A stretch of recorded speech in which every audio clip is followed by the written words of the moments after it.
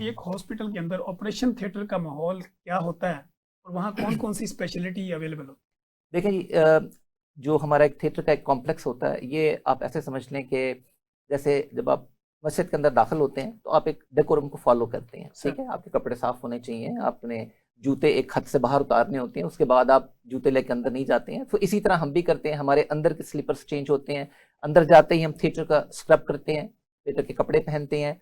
और उसके बाद ये है कि हमारे पास मरीजों के डिफरेंट सेक्शंस बने हुए हैं। Pre operative room holding area होता है, पोस्ट ऑपरेटिव एरिया होता है, पैक्यू बोलते हैं उसको।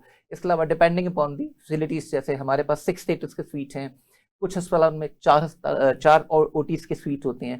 तो मुख्तलिफ स्पेशलिटीज़ हैं, जैसे सर्जरी है, गायनी है, ऑर्थोपेडिक्स है, यूरोलॉजी है।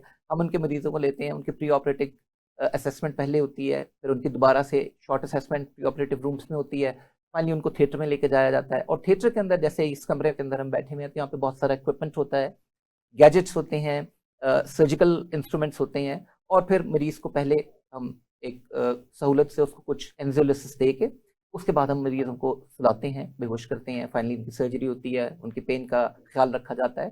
और इस पूरे दौरानिए के अंदर जिस वक्त मरीज सोया हुआ होता है, आप ये समझें कि उसके साथ एक एनेस्थेटिस्ट जो है ना, वो उसके हेड एंड के ऊपर अटैच्ड है। ही और she is not allowed to leave the operation theatre जब तक कि वो सर्जरी खत्म ना हो जाए। And if there is some emergency कि उस डॉक्टर साहब को जाना है, somebody will come and replace। और उसके बाद यानी मरीज को हमारे लिए जो है ना, ये मरीज हमारे सामने लेटा हुआ है, ये पीछे हमारी मशीनें हैं, बस इसके बीच में हम दोनों खड़े हुए हैं और बीट टू बीट हम मरीज की मॉनिटरिंग करते हैं, उसका ब्लड प्रेशर का, ब्लड लॉस का। सर्जन अपने कामों में मसरूफ है, ज़ाहिर है उनका काम बिल्कुल डिफरेंट है। तो वो जो भी चीज़ें चल रही हैं, मरीज के ब्लड प्रेशर को कंट्रोल करना, उसके हार्ट रेट को, उसकी ऑक्सीजनेशन को, ब्रीदिंग को और उसके फ्लूइड्स को, ये सारा हम मैनेज करते हैं। ठीक हो गया। सर, हाँ, दूसरा हमने ये देखा कि रिकवरी रूम्स जो होते हैं, जी, एनेस्थीसिया का रोल कब से शुरू होता है एक सर्जरी के स्टार्ट से लेके और कब जाके खत्म होता है? हमारा रोल स्टार्ट होता है नाउ, एनेस्थीसियोलॉजिस्ट जो है ना, इनको all over the world they are called perioperative physicians. Perioperative physician का मतलब है कि हमारा रोल प्री ऑपरेटिव असेसमेंट से स्टार्ट होता है, जब मरीज वार्ड के अंदर होता है। ठीक। एक दफ़ा हमारे डॉक्टर्स जाके उनको देख लेते हैं, उसके बाद मरीज ऑपरेशन थिएटर में आता है, जैसे मैंने आपको बताया, प्री ऑपरेटिव होल्डिंग एरिया में। फिर वो ऑपरेशन थिएटर में गया, वहाँ पे उसकी सर्जरी हुई, सर्जरी खत्म होने के बाद रिकवरी हुई, कुछ देर थिएटर में रखा, then they are shifted to the PACU post anaesthesia care unit या रिकवरी रूम में। और उसमें हमारा मरीज जो है, वहाँ पे ऑन एन एवरेज हमारी कोशिश होती है कि वो 1 घंटा वहाँ पे रहे। उसमें मॉनिटर्स लगे हुए होते हैं, स्टाफ नर्सेज और हमारे डॉक्टर मौजूद होते हैं। और बेसिकली उसका आइडिया ये होता है कि कुछ बाज़ दफ़ा कुछ ऐसी अद्वियात जो हमने दी हुई होती हैं, जिसमें आपको लगे कि मरीज़ को थोड़ा सा अगर कोई डिले है तो उसको वहीं देख लिया जाए। वो इमीडिएट पोस्ट ऑपरेटिव कॉम्प्लिकेशन अगर हो गई है, बाज़ दफ़ा को ब्लीडिंग हो जाती है, स्टेसिस का प्रॉब्लम हो गया, कोई यूरिन आउटपुट का प्रॉब्लम हो गया, उन चीज़ों को वहीं के वहीं एड्रेस करें, ताकि जब हम मरीज़ को वार्ड में भेजें तो वो कंप्लीट कंफर्टेबल स्टेट में हो। आमतौर पे इसके बाद हमारा रोल ये होता है कि हम पेन मैनेजमेंट के अंदर भी है पेशेंट्स की हेल्प आउट करें। ठीक हो। अच्छा सर, टाइप्स ऑफ एनेस्थीसिया की अगर हम बात करें जी, कि कितने टाइप्स का होता है, आईवी है, आईएम है, या कुछ लोग कहते हैं कि मास्क के जरिए जी। एनेस्थीसिया दिया जाता है, तो ये कैसे है? ये ब्रॉडली स्पीकिंग आप इसको 2 हिस्सों में डिवाइड करते हैं। वन इज जनरल एनेस्थीसिया, और जनरल एनेस्थीसिया के फिर आगे 2-3 टाइप्स हैं, जिसमें एक वो है कि जिससे हम वेन या नस के जरिए हम अद्वियात देते हैं और मरीज को हम सुला देते हैं। जब वो सो जाता है तो उसके बाद उसके साथ मशीन अटैच कर दी जाती है, एनेस्थीसिया मशीन, और ये लंबी सर्जरीज के लिए आमतौर पर इस्तेमाल होता है। सर, कुछ शॉर्ट ड्यूरेशन के होते हैं, जिनमें हम सिर्फ क्या करते हैं कि थोड़ा सा नस से एनेस्थीसिया देते हैं, सुला देते हैं, और मास्क से उनको सिर्फ ब्रीदिंग यानी सुलाने वाली दवाइयाँ देती हैं, और वो अपने तौर पर सांस लेते रहते हैं। इसके अलावा कुछ टेक्निक्स ऐसी हैं जिसके अंदर आप मरीज को पूरा बेहोश नहीं करते, इनको सेंटिनोडाक्सिल ब्लॉक बोलते हैं, जिसमें आप मरीज की कमर में टीका लगा देते हैं, स्पाइनल या एपिड्यूरल, और अम्बलाइकस के नीचे नीचे का हिस्सा जो है उसके अंदर आप उसको सारा हम कवर कर लेते हैं।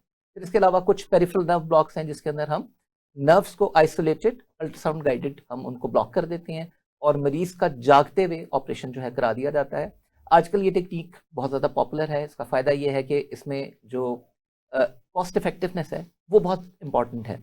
आपको ज़्यादा देर मरीज़ को बुलाना नहीं पड़ता, उसका एक्सपेंस बाद में ज़्यादा नहीं होता, आप मरीज़ को इमीडिएटली डिस्चार्ज भी कर सकते हैं। ठीक हो। सर, क्रिटिकल केयर और पेन मैनेजमेंट, हाँ जी, ये 2 डिफरेंट चीज़ें हैं?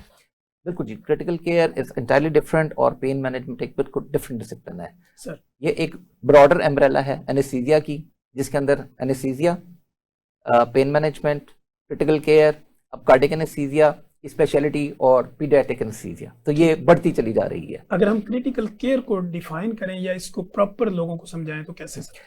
आसान अल्फाज में आप ऐसे समझ लें, कोई भी ऐसा मरीज जिसको आप वार्ड के अंदर कन्वेंशनल तरीकों से मैनेज नहीं कर सकते, चाहे वो मेडिसिन का मरीज है, चाहे वो सर्जरी का मरीज है, उसको उन हालात के से ऊपर की केयर की जरूरत है। तो फिर अब दो हमारे पास सेक्शन है। One is the HDUs. HDU एक इंटरमीडिएट सेक्शन है between the ICU and general wards. इसके अंदर क्या होता है कि इसमें एडवांस मॉनिटरिंग मौजूद होती है, लेकिन इसमें आमतौर पे वेंटिलेशन की फैसिलिटी नहीं होती या एडवांस गैजेट्स नहीं होते हैं। And the next step is the intensive care unit या शोबा इंतहाई निगहदाश्त। तो शोबा इंतहाई निगहदाश्त के अंदर जो हमारे पास मरीज आते हैं, आमतौर पे ये वो पेशेंट्स होते हैं जो कि बहुत सिक होते हैं। आमतौर पे हमारे पास जो मैक्सिमम है रेस्पिरेटरी फेलियर्स, नमूनियाज, सेप्सिस के पेशेंट हैं। फिर हमारे पास ऑब्स्टेट्रिक का बहुत बड़ा पूल है जो हमारे पास आता है। इनमें पीपीएच जिसमें जच्ची के दौरान या बाद में उनको एक्सेसिव ब्लीडिंग हो जाती है, एक्लेम्पसिया है जिसमें झटके लगने शुरू हो जाते हैं, कार्डिक सर्जरी के पेशेंट हैं, उन्होंने आना ही वेंटिलेटर के ऊपर होता है, पोली ट्रॉमा है, एक्सीडेंट्स हैं और बेतहाशा सी। तो ये वो मरीज होते हैं कि जिनको आपको जिसको कहते हैं कि 100%, जैसे मैंने आपको एनेस्थीसिया में बताया ना कि आप सर पे एक मरीज के एक डॉक्टर साहब मौजूद हैं, इसी तरह आईसीयू का मरीज भी ऐसे ही होता है जिसके ऊपर कंटिन्यूसली उसको गैजेट्स लगे हुए होते हैं, सेंट्रल मॉनिटरिंग चल रहे होते हैं, एंड 1-to-1 स्टाफ नर्सिंग के साथ जो है हम इन मरीजों को मैनेज करते हैं। ठीक हो गया। अच्छा सर, जैसे हम देखते हैं इसके साथ ही पेन मैनेजमेंट की अगर हम बात करें तो पेन मैनेजमेंट आम लोग ये समझते हैं कि इसको ऑर्थोपेडिक वाले देखते हैं, हड्डी जोड़ पट्टे वाले देखते हैं या बाकी फिजिशियन देखते हैं। एनेस्थीसिया का पेन मैनेजमेंट में क्या रोल? पेन मैनेजमेंट जी, इसको आप इस तरह समझें कि it is a highly specialised field and it has evolved actually. ठीक है, पहले जैसे आप बता रहे हैं कि हर डॉक्टर है, वो एवरीबडी डॉक्टर जो भी क्वालिफाइड डॉक्टर है, they can manage a pain. ठीक है, ये वो पेन है जो आम पेन होती है, आराम से सेटल डाउन हो जाती है, 2-4 दिन 5 दिन के अंदर हो जाती है। अगर आप पेन की ब्रॉड क्लासिफिकेशन करें तो उसमें 2 टाइप की पेन है, एक्यूट पेन है और क्रॉनिक पेन है। एक्यूट पेन वो होती है जैसे कि ट्रॉमा हो गया, सर्जरी हुई है, बर्न है, गिर गया मरीज, एक्सीडेंट हो गया। शॉर्ट टर्म की पेन होती है, 3 दिन से लेके 7-8 दिन 10 दिन के अंदर आमतौर पे पेन 90% से ज़्यादा सेटल हो जाती है। दूसरी पेन होती है जिसको जी क्रॉनिक पेन बोलते हैं। क्रॉनिक पेन ऐसी पेन है जो कि एक मरीज का फर्ज करें ऑपरेशन हुआ, अब हम ये समझ रहे हैं कि जी उसकी सिजेरियन सेक्शन हुआ है तो पेशेंट को should be fine with in 10 days, लेकिन अब उसकी पेन लिंगर ऑन होती चली जा रही है। अब वो 1.5 महीना 2 महीना, आइडली स्पीकिंग 3 महीने से ज्यादा अगर कोई पेन का एलिमेंट बरकरार रहता है तो by definition it's called as chronic pain. ठीक है, अब क्रॉनिक पेन जो है उसकी मैनेजमेंट जो है it is entirely a different setup. Acute pain को आप 2-4-5 दवाइयाँ उनके साथ आप मैनेज कर लेते हैं, लेकिन क्रॉनिक पेन जो है ना, ये एक मल्टीडिसिप्लिनरी अप्रोच के थ्रू इसको मैनेज किया जाता है। और मेरे ख्याल में इस वक्त सिर्फ वही लोग जो कि स्पेशलाइज हैं फॉर क्रॉनिक पेन मैनेजमेंट, वो इसको ज़्यादा बेहतर तरीके से मैनेज कर रही है। ठीक है, और एक और चीज़ आपको ऐड कर दूं कि हमारे जो इदारे हैं, जो हमारी डिग्री अवार्डिंग जैसे college of physician surgeon Pakistan है, उन्होंने पेन मेडिसिन को लेवल 4 क्वालिफिकेशन में डाल के इसमें FCPS अवार्ड कर रहे हैं। यूनिवर्सिटी ऑफ हेल्थ साइंसेज जो है वो इसके लेवल के ऊपर एक करिकुलम बना रहा है। इंशाल्लाह विद इन नेक्स्ट 6 मंथ्स हमारे पास वहाँ पे भी पेन मेडिसिन की लेवल 4 क्वालिफिकेशन आ जाएगी।